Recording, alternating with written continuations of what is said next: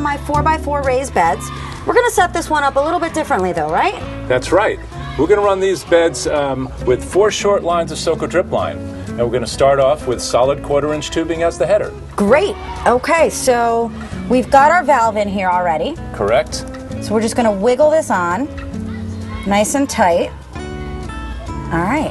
Okay, and then we just run a length of the solid tubing down to the end of the bed, and we'll snip it right at the end. Okay, and then we want to come back to the beginning, and approximately 6 inches from the edge of the bed, we're going to insert a 1/4-inch T. So this is your 1/4-inch T fitting. All right, so what do we need to do? Okay, we need to cut the tubing. And then let me guess, put this in here. So we'll take a little snip right here, another 1/4-inch T. Before we do the last one, we come back and cut it off right where we want the last line. So I'm going to cut it right there, and right at that point I'm going to put in a 1/4-inch 90-degree elbow fitting into the line.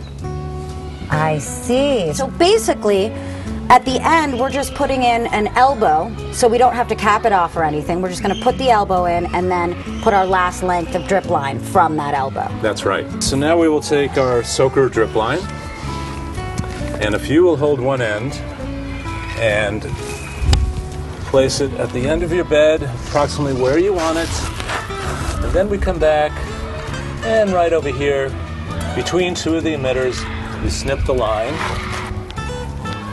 Perfect. So now you have your goof plugs. And just basically cap off the end of... Cap off the end of the line. Now again, because we can only really have about a 15 to 20 foot length of drip line, we're only putting in 4 rows, so that's 16 feet, so we're well within the parameters of... Right. The flow is going to be very even. We're going to be getting almost 1/2 gallon per hour every 6 inches. Then we'll staple down the 1/4-inch tubing right to the bed.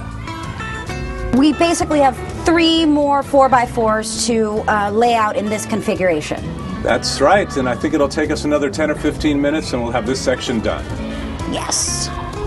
All right, Leon, you ready? I'm going to turn the water on. I'm ready. Uh-oh, we didn't tighten it up, did we? See what happened? Okay, now we can see. All right, Leon, you ready? I'm going to turn the water on. I'm ready.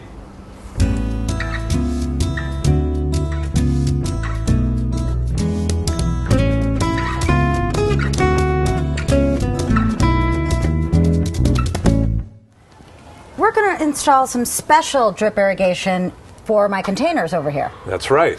Okay, so let's install it. Okay, we need to punch a hole in the main line at the foot of the container.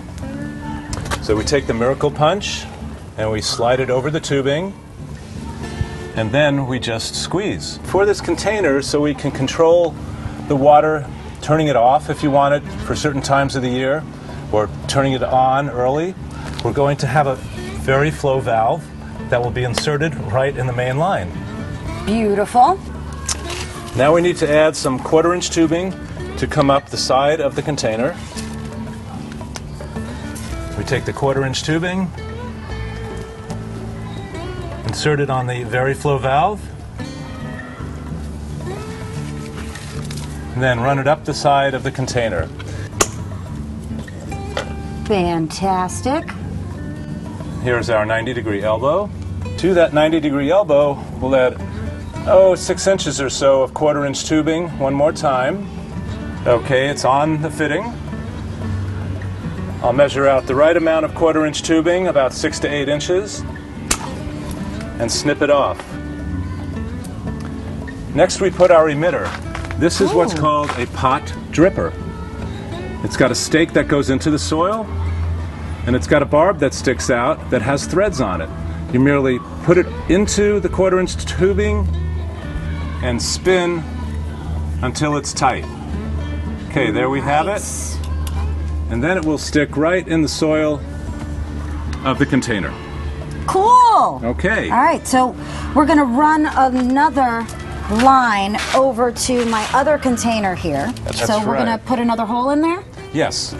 Okay, so we're not going to put a valve in there? No, we don't put a valve here. We're going to put a valve at the foot of the other container. Okay, beautiful. So then you can just walk over to either container, turn it off if you want to. Okay.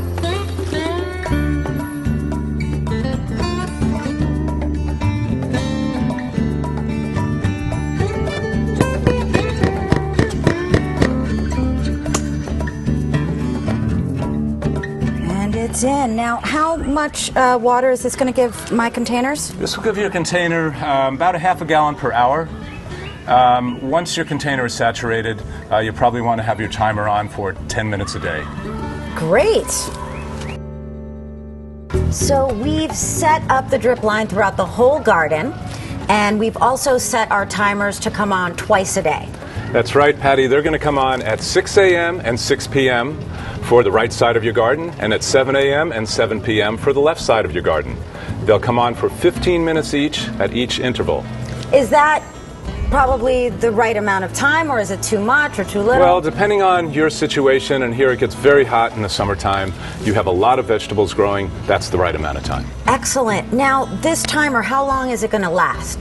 Well, the batteries in the timer are going to get you through the whole season. So you just put them in at the beginning of the season and you're good. Excellent. Well, let's go check out the drip irrigation system and how it works. Okay.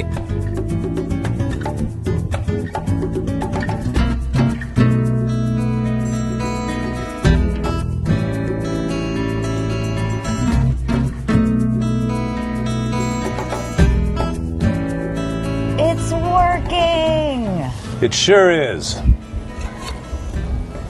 Leon, thank you so much for coming and helping me install my drip irrigation system in my garden. I think I can take a vacation this summer. It was my pleasure. Cheers.